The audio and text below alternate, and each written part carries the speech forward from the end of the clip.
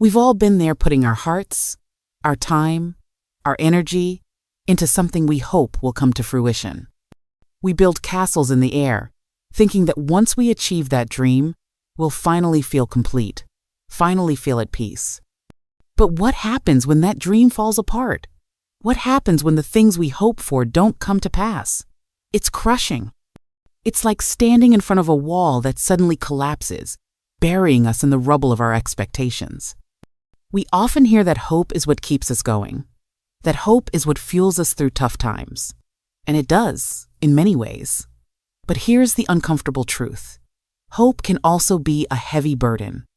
Because when we place all our hopes in the outcome, when we attach our happiness to something we can't control, we set ourselves up for disappointment. We give away our peace, our sense of self, to something that's beyond our reach. And when that thing falls apart, we fall apart with it. So, let me ask you this. What would happen if we stopped hoping for the future and started accepting the present as it is? What if we stopped tying our worth and peace to things that are uncertain, and instead allowed ourselves to simply be in the now? What if we could live without the constant weight of hope and instead embrace what is? In this moment, let's begin the journey to discover that the key to peace might not lie in what we hope for, but in what we can accept. Disappointment. It's a feeling we all know too well. The sudden weight of unmet expectations, the crushing realization that something we longed for, hoped for, didn't materialize.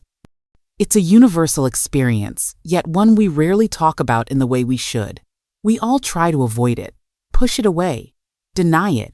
But the truth is, disappointment is a natural part of life. It's part of the human condition, woven into the fabric of our existence. Every time we hope for something, whether it's a promotion, a relationship, a dream realized, we run the risk of disappointment. But the key question is, what do we do with that disappointment when it comes? For so many of us, disappointment becomes a defining moment. It starts as a feeling, but we let it define us. We begin to believe that because we were disappointed, we are somehow less than we were before. We feel like failures, unworthy, as if the world has rejected us. We attach our sense of self-worth to outcomes, to the external things we can't fully control. But what if disappointment isn't something to be feared or avoided? What if, instead of allowing it to break us, we choose to embrace it as a moment of growth? Disappointment is not a reflection of our inadequacy. It's simply a moment, a pause in the flow of life where we are reminded that we cannot control everything. It's in those moments that we have the greatest opportunity to learn and to grow. When we are disappointed, it's an invitation to ask ourselves, what do I really want? What does this disappointment teach me about my own expectations, my own desires, and my own sense of self-worth? Rather than seeing disappointment as the end, we can view it as a starting point, the beginning of deeper self-reflection, the chance to realign our desires with what truly matters. Instead of letting it defeat you, let disappointment wake you up. Let it be the nudge that reminds you that you are not your outcomes.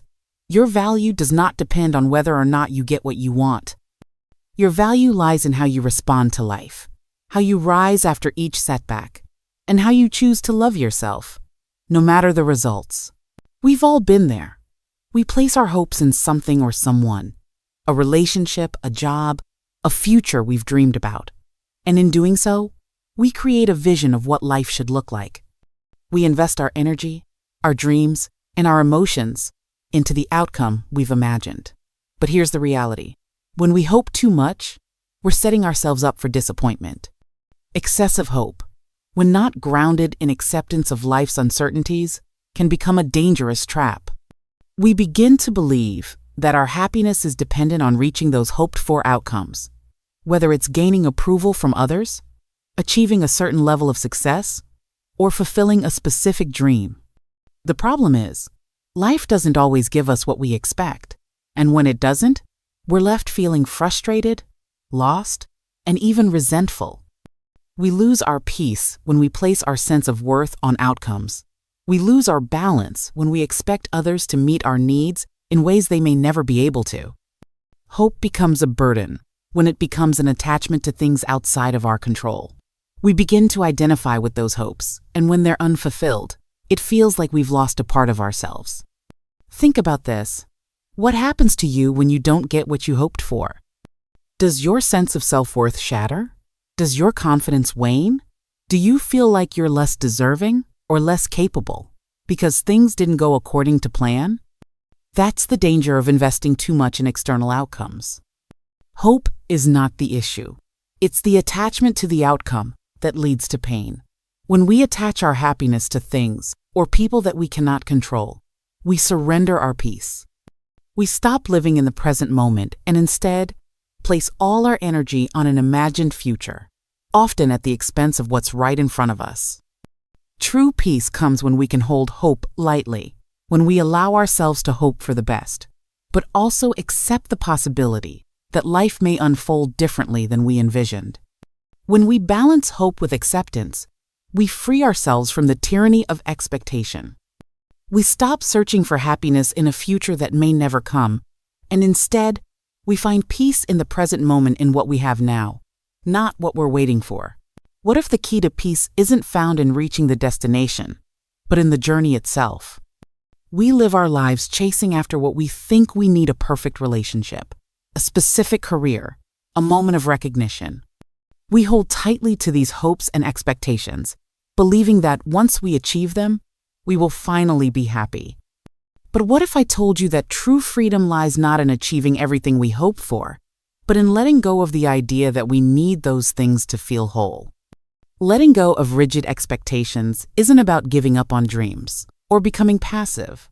It's about releasing the need to control outcomes, to stop attaching your happiness to things you cannot fully influence. When we let go of the constant pressure to make everything go our way, we create space for the present moment. We stop fighting against what is and start embracing life as it comes with its imperfections, uncertainties, and surprises. This is the beginning of emotional freedom. Imagine this for a moment. What if you could let go of the need to have everything figured out? What if you could stop holding on so tightly to a vision of how things should be and simply trust that what is happening right now is enough? That sense of release, of letting go of control, is one of the most liberating experiences we can have. Because when we stop expecting life to unfold in a certain way, we stop feeling disappointed by it. We start living with more openness and peace. We often hold on to expectations out of fear that we won't be enough, fear that we won't get what we want, or fear of missing out on something. But when we let go of the fear of the unknown and embrace life's flow, we find freedom. Freedom doesn't come from getting everything you hoped for. It comes from finding contentment, peace, and joy right now, just as things are. This is what emotional freedom looks like. It's the ability to accept life as it unfolds, without the burden of trying to make it conform to your expectations. It's the ability to sit with uncertainty and trust that everything is happening as it should. When you release your expectations, you make room for joy to find you in unexpected places. You free yourself from the constant tension of trying to control every outcome. And in that freedom, you discover that the peace you've been searching for was never in the outcome, but in the space you create when you let go. What if the key to true happiness isn't found in a future destination, but right here, in this very moment? For so long, we've been taught to chase after the next goal, the next achievement, the next thing that will finally bring us joy. We've been conditioned to believe that happiness is something we have to earn, something we have to wait for. But here's the truth. Happiness is already here, in the present moment, in the life you are living right now. Living without hope doesn't mean giving up on your dreams or becoming passive. It doesn't mean you stop desiring or pursuing things. It means embracing the now, acknowledging that the life you have right in front of you is enough, without needing anything more to feel whole. It's easy to get caught in the trap of constantly looking ahead, thinking that once we reach that goal, that dream, we'll finally be happy. But the danger is that in the constant waiting for the future, we miss the beauty of what's here right now. When we live without hope, without constantly grasping for something more, we free ourselves from the pressure of expectation. We stop living for a future that may never come and begin to appreciate what we already have. The beauty, the love, the peace, it's all around us, right in this moment. It's not in the achievements we're waiting for, but in the people we already have, the moments we already experience, the life that's already unfolding. Peace doesn't come from getting what we hoped for. It comes from accepting things as they are, without the constant burden of expectation.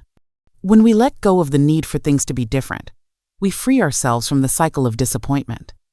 We stop tying our happiness to things that we can't control, and instead, we find peace in the imperfection of what is. Acceptance is the key that unlocks peace. It's the freedom that comes from realizing that everything you need is already here, in the people, the moments, the experiences that make up your life right now. Acceptance doesn't mean resignation. It means understanding that the present is enough, that you are enough, exactly as you are, exactly as life is. When you embrace this truth, you'll see that the peace you're searching for isn't in the future, but in fully living and embracing the present right here, right now. Disappointment can feel like a heavy weight pressing down on our chest. It feels like the door to our dreams slamming shut, leaving us standing in the dark, unsure of what comes next. But what if disappointment is not the end? What if it's the doorway to something new, something better? We often see disappointment as a defeat, a sign that we failed or that life has let us down. But what if, instead of seeing it as an ending, we saw it as the beginning of a new chapter in our lives? When we release our hopes for a particular outcome, we open ourselves to new possibilities, possibilities we never imagined, directions we hadn't considered. It's in those moments of disappointment that we have the greatest opportunity to reassess our priorities, to realign with what truly matters, and to grow. Disappointment teaches us what we truly need and what we can let go of. It forces us to ask the hard questions. Is this truly the path I want to follow? Is this what will make me happy? Or am I chasing something that doesn't serve me anymore? It may not feel like it in the moment, but disappointment is an invitation to grow. It's a chance to dig deep, to let go of outdated dreams, and to make space for new aspirations that are more aligned with who we've become, not who we were trying to be.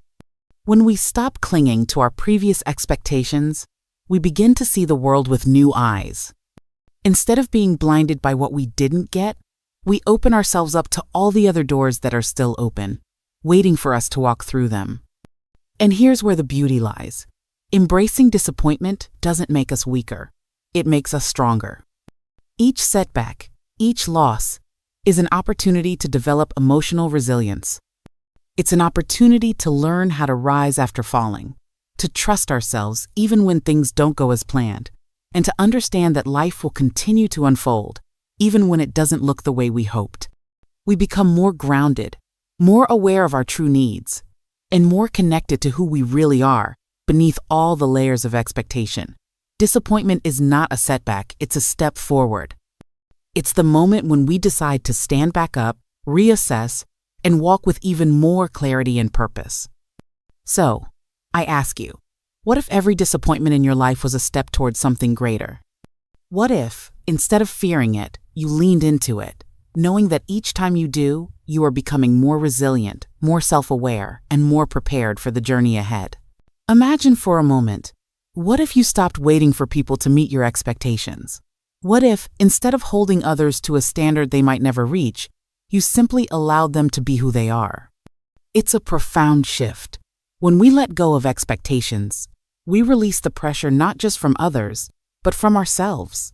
We stop creating impossible standards that burden both us and the people we love.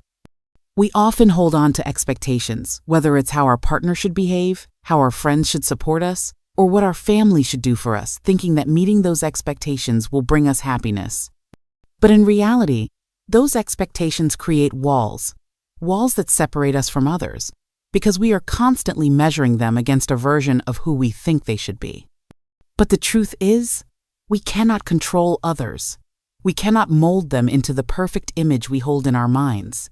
When we try to, we only build resentment, misunderstanding, and distance. But when we let go of those expectations, we free them and ourselves to simply be. We free others from the pressure of trying to meet a standard that may not even be theirs to meet. And in doing so, we create space for authentic connections, for love that is given freely, without the need for it to look a certain way. True peace in relationships comes when we love others not for who we want them to be, but for who they truly are. This doesn't mean we let go of all boundaries or allow toxic behaviors to go unchecked. It means we stop trying to change people into versions of themselves that fit our needs, and instead, we accept them for their flaws, their messiness, and their humanity. We stop projecting our desires and expectations onto them.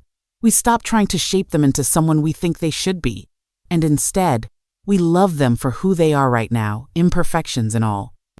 The same goes for ourselves. When we stop placing heavy expectations on those we care about, we begin to truly listen to hear their needs, their struggles, and their stories. We no longer impose our vision on them. Instead, we meet them where they are. And in this space of acceptance, we experience the deepest connection we can have with others. Relationships built on love, not expectation, are the most fulfilling because they are rooted in freedom. Freedom to be exactly who you are, without fear of judgment or disappointment.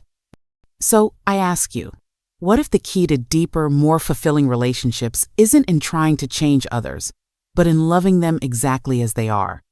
When you stop expecting them to be different, you give them the greatest gift you can give, the freedom to be themselves. And in return, you free yourself from the burden of disappointment and frustration. In that freedom, peace is found. We've come to the heart of the journey, where hope, in its truest sense, is not about wishing for a better future or chasing an idealized version of life. True peace comes when we stop waiting for the future to bring us something better and start embracing what we already have right now. Letting go of hope doesn't mean we give up on life. It doesn't mean we stop having dreams or we stop striving for growth. What it means is that we release the need to control outcomes and accept life as it is with its imperfections, its unpredictability, and its uncertainty. The beauty of life lies in its simplicity, in the moments we often overlook because we're too focused on what we think we're supposed to achieve, what we think is missing, or what we hope will happen in the future. But what if the real joy comes from simply living in the now? Reflect for a moment.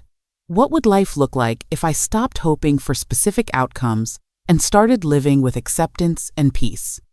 What if, instead of waiting for the next thing to happen, you began to appreciate where you are right now? Instead of focusing on what's missing, you focused on what's already here? Imagine the freedom that would bring. Living without the weight of expectation allows us to experience life fully. It invites us to find joy in the present, to stop chasing the horizon and start walking through the beauty of this moment. We free ourselves from the constant search for something better, something more, and begin to find peace in what is. So I invite you to take a deep breath right here, right now, and ask yourself, how can I embrace this moment fully without waiting for something to change?